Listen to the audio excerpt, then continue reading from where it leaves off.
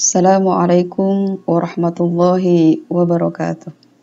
Bismillahirrahmanirrahim. Alhamdulillah, asyhadu an la ilaha illallah wa asyhadu anna sayyidana Muhammadar Rasulullah. Allahumma sholli ala sayyidina Muhammad wa ala alihi wa ashabihi ajma'in. Puji syukur senantiasa kita haturkan kehadirat Allah yang Maha Rahman dan Maha Rahim, yang karena kasih sayangnya kita diberi nikmat kesehatan sehingga kita bisa menjalankan ibadah puasa tahun ini dengan hikmat. Shalawat serta salam semoga selalu tercurah kepada junjungan kita Nabi besar Muhammad SAW yang telah memberi kita petunjuk ke jalan yang benar sehingga kita bisa hidup dalam keadaan iman dan Islam. Pemirsa yang dirahmati Allah, saya ingin menjelaskan Ramadan dari perspektif yang agak berbeda dari teori kekuasaan. Ramadan sebagaimana didefinisikan Nabi di dalam hadis riwayat Bukhari dan Muslim adalah bulan yang ketika ia datang, syaitan itu dibelenggu, semua pintu surga dibuka dan semua pintu neraka ditutup. Idza dakhala Ramadan sufidatis syayatin wa futihat abwabul jannah wa ghulliqat abwabun nar. Ulama memaknai hadis ini dengan dua cara, secara hakiki dan secara majazi. Pemaknaan secara hakiki sesuai bunyi teks hadisnya. Secara majazi berarti semua potensi kebaikan di bulan ini dibuka. Pahala dilipat gandakan, sehingga semua potensi keburukan dan kejahatan itu ditutup. Syaitan pun dibelenggu. Syaitan dalam makna majazi, ini kalau menurut Fadlur Rahman, itu berarti personifikasi dari keburukan, personifikasi dari kejahatan, personifikasi dari nafsu. Jadi tidak punya wujud fisik. Itu kalau menurut Fadlur Rahman. Membahas tentang belenggu keburukan di bulan puasa, saya jadi ingat konsep penjara rancangan Jeremy Bentham. Penjara rancangan Jeremy Bentham ini ia namakan dengan penjara panoptikon. Dalam desain penjara ini, menara pengawas ditempatkan di tengah. Sementara kamar-kamar jeruji besi narapidana dibangun melingkari penjara. Pengawas yang ada di tengah penjara dapat dengan leluasa mengawasi narapidana. Sementara narapidana hanya tahu bahwa mereka diawasi tanpa tahu siapa yang mengawasi, berapa orang yang ada di menara pengawas, ini mereka tidak tahu. Model penjara seperti ini dimaksudkan untuk mendisiplinkan tubuh narapidana dengan cara terus merasa diawasi meskipun mungkin pengawas sedang tidak di menara pengawas itu.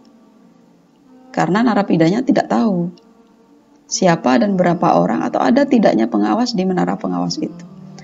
Penjara panoptikon ini menciptakan tubuh yang swakendali, tubuh yang bisa mengendalikan dirinya sendiri. Jadi efek dari penjara ini, efek pengawasan yang terus berlanjut meskipun pengawasan itu sudah berhenti.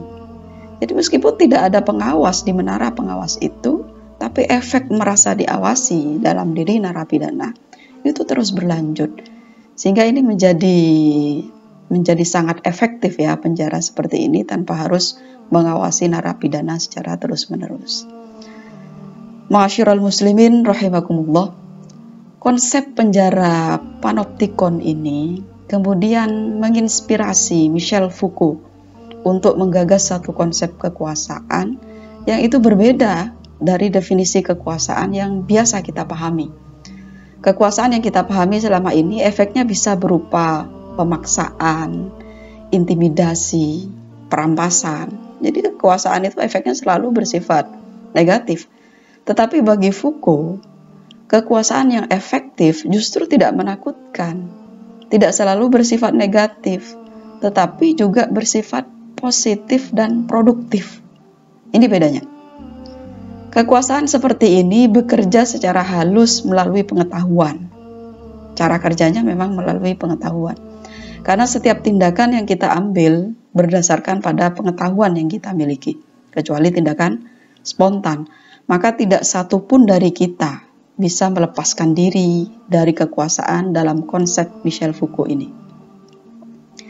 Jadi kekuasaan bukan tentang bagaimana seseorang atau aparat penguasa itu mengintimidasi, merampas, atau membelenggu orang lain, tetapi bagaimana seseorang membelenggu dirinya sendiri melalui pengetahuan yang ia miliki.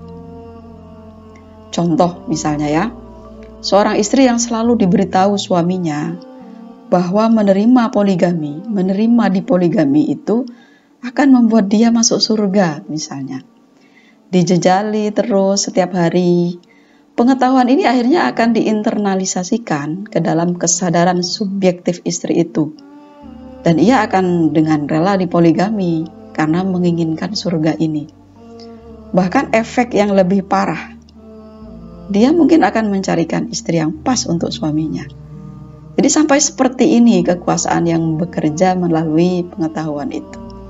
Ini hanya contoh saja bagaimana kekuasaan bekerja melalui pengetahuan, tapi tolong jangan dipraktekkan di rumah ya, tidak produktif. Ma'asyiral muslimin rahimakumullah, kekuasaan yang dimiliki agama adalah jenis kekuasaan seperti ini, seperti yang didefinisikan oleh Foucault ini, yaitu kekuasaan yang bekerja melalui pengetahuan. Dalam menciptakan tatanan sosial sebagaimana dikehendaki Islam misalnya, Islam memiliki serangkaian konsep dan ritual yang itu bertujuan untuk mendisiplinkan tubuh umat. Misalnya konsep ihsan, beribadahlah engkau seolah-olah engkau melihat Allah. Jika tidak, maka Allah yang melihatmu. Di sini ada fungsi pengawasan di dalam konsep ihsan ini. Contoh lain dalam ritual sholat. Sholat itu dirancang sebagai bentuk pengawasan, agar manusia dalam sehari senantiasa merasa diawasi dari waktu sholat ke waktu sholat yang lain. Sehingga ini yang dikatakan oleh Al-Quran bahwa sholat itu tanha anil fakhsya'i wal munkar. Dari subuh ke zuhur kita dijaga, dari zuhur ke asar kita dijaga, agar kita tidak melakukan keburukan-keburukan. Jadi ini fungsi pengawasan yang ada dalam ritual sholat. Ramadan pun demikian. Dalam bulan ini kita dididik untuk terbiasa melakukan kebaikan dan terbiasa mengendalikan nafsu. Puasa sesungguhnya adalah wujud kekuasaan Islam dalam membentuk tubuh yang swakendali. Ramadan dirancang untuk menjadi menara pengawas, sebagaimana penjara panoptik itu tadi. Menara pengawas bagi tindakan kita di 11 bulan sisanya. Efek dari Ramadan ini diharapkan memang bisa bersifat panoptis, sebagaimana penjara rancangan Jeremy Bentham yang saya jelaskan tersebut.